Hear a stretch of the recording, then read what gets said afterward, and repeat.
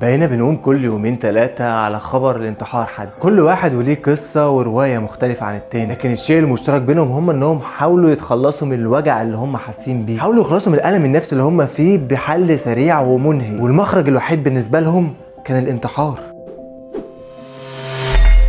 الحياة فعلا صعبة يا صديقي وحملها تقيل، لكن ده مش معناه ان احنا نستسلم بسهولة كده. اهدى يا صديقي وفكر كويس كده وهتلاقي الامور كلها تتحل ان شاء الله. مش عايزك تنسى ان جنة الانتحار ديت يا دوبك زهو لحظي بس، لكن بعد كده هتكون نار كبيرة جدا الى اللا منتهى. لازم تحارب الافكار دي يا صديقي وانت تنتصر عليها كمان، عشان كده لازم تبحث في الموضوع كويس وتثقف نفسك اكتر من كده، وهحاول اساعدك قدر المستطاع في الفيديو ده. الانتحار يا صديقي اسبابه كتير جدا، واهمها ويمكن هو ده اكبر سبب موجود هو الاكتئاب. لكن الاكتئاب بيجي من ايه اصلا او بيبدا ازاي؟ ممكن نبدا معاك بحزن يا صديقي. الحزن مشاعر طبيعيه يا صديقي بيمر بيها الانسان دايما، بس مش لازم يكون ده اكتئاب. لكن السؤال المهم بقى يا صديقي، امتى يتحول الحزن ده لاكتئاب؟ والحزن والاكتئاب يا صديقي بيرتبطوا ببعض بتغير المزاج وطول المده اللي بيتغير فيها مزاجك. يعني لو مزاجك كان متعلق بحدث جديد زي طلاق او مشكله او فقدان حد غالي عليك او اي امر حصل في حياتك وغيرها شويه، ساعتها هتحس بالحزن كشعور طبيعي. لكن لو كان اللي حصل ده من شهور ولسه حزين عليه، او حتى شايف ان انت حزين كده من غير اي سبب واضح، خلي بالك يا صديقي، انت كده ممكن تكون داخل على اكتئاب او حتى انت مصاب فعلا بالاكتئاب، ومحتاج جدا تروح لدكتور وتتكلم معاه عن سبب حزنك وكمان عن احاسيسك ومشاعرك اللي انت حاسس بيها. بس عشان نوضح اكتر هنقول ان في اختلاف بين الحزن وبين الاكتئاب. الحزن بيجي لك يا صديقي مع صعود وهبوط الاحداث اللي بتحصل في حياتك، يعني رد فعل شائع على اضطراب او نكسه حصلت لك، وده ما بيكونش مقلق ابدا لانه بيبقى عاطفه تنطوي على افكار سلبيه بس، لكن ما بيبقاش فيها افكار انتحاريه. لكن الاكتئاب بقى هو شعور طويل المدى، يعني ممكن اسبوعين ثلاثه، شهر اتنين ثلاثه او اكتر، وتلاقي الحزن جامد جدا ومطول معاك من غير سبب. وهتلاقي كمان معاه اعراض تانية زي الارق وقله الطاقه ومشاكل في التركيز والتشاؤم دايما. ممكن تلاقي كمان نفسك مسدوده قوي مش عايز تاكل، او مفتوحه قوي وبتاكل كتير جدا. ممكن تلاقي معاه فقدان الامل وافكار انتحاريه. الاكتئاب ليه اسباب كتيره جدا يا صديقي ومعقده كمان، ممكن تكون وراثيه او بيولوجيه او حتى بسبب صدمه زي ما قلنا. ممكن تكون انت دخلت نفسك في حاله معينه هيئتك انك يكون عندك اكتئاب. ونقدر نقول مثلا زي الوحده هي فتره بتصيب الانسان يا صديقي سواء كان اجتماعيا او انطوائيا، وفي بعض الناس بتسميها العزله، والانسان بيكون فيها وحيد ومش عايز يتكلم مع اي حد، وهنا بيسيب نفسه يكون فريسه للافكار اللي بتدور في دماغه بس، وفي احيان كتير ما بيقدرش يسيطر عليها. وفي فرق كبير يا صديقي بين الشعور بالوحده والانعزال عن الناس. الوحده يا صديقي هي عدم الاتصال بالاخرين، وشعورك الدائم انك مش قادر تنجح في علاقه مع حد، وبتحس دايما ان مفيش حد مهتم بيك ومش قادر تعمل علاقه وطيده مع الناس. لكن العزله هي شعور بالوحده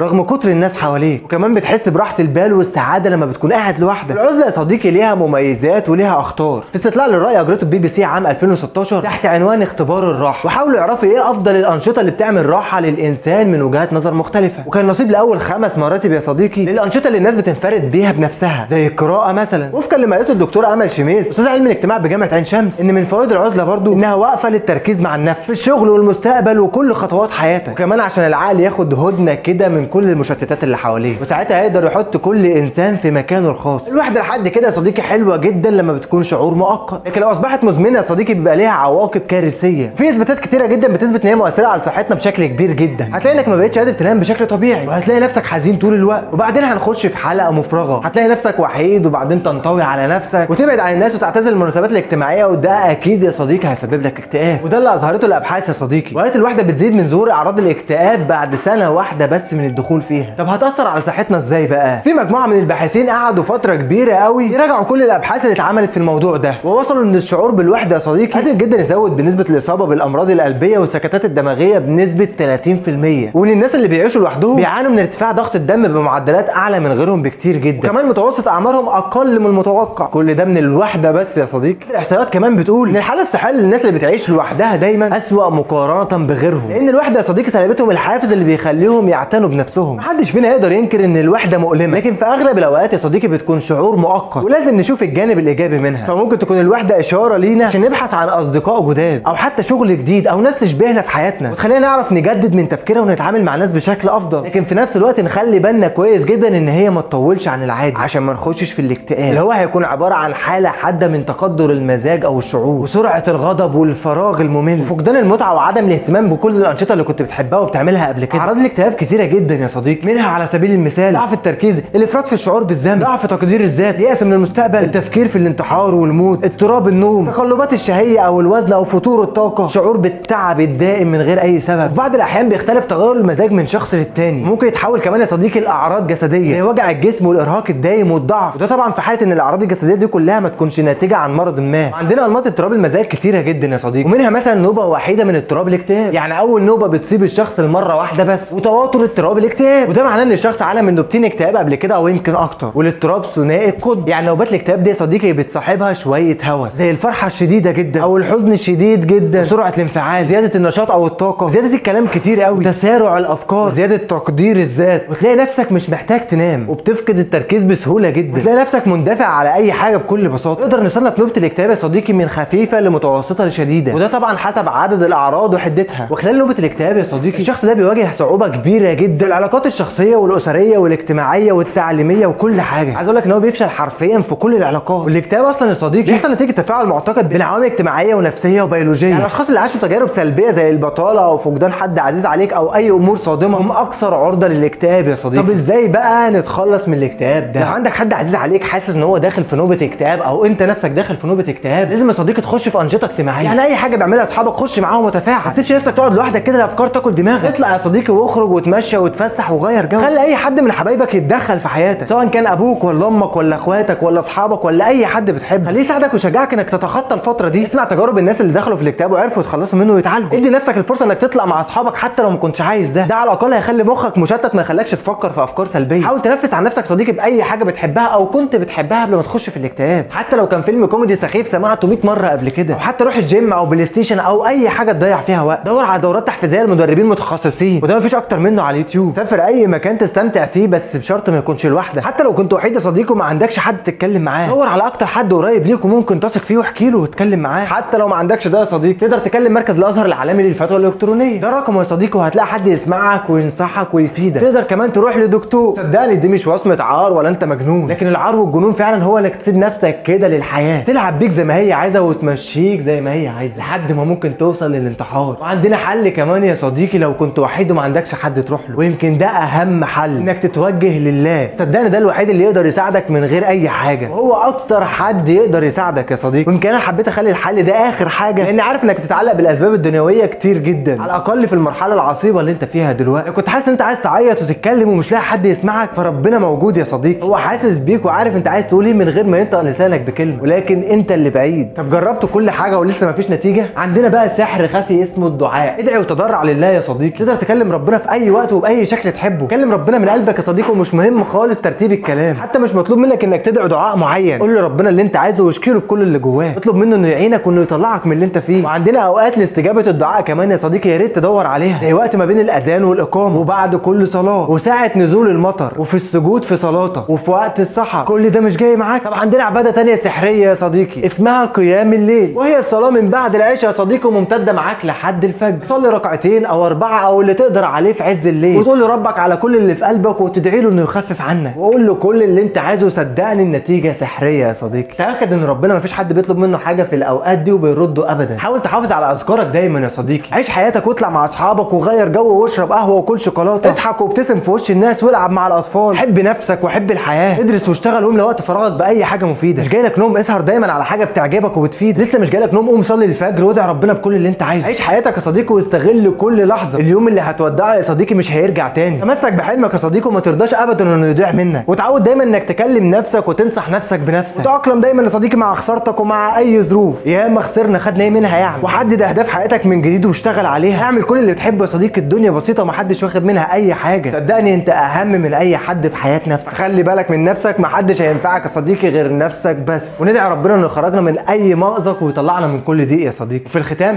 انت اقوى من اي حد واقوى من اي ظروف يا صديقي، مش محتاج ابدا انك تكون فريسه للافكار السلبيه. ما تنساش بقى تعمل فولو ولايك عشان تتابع اللي جاي، وتشترك في القناه وتفعل زر الجرس عشان يوصلك كل جديد. انا علاء عرفه وبس كده.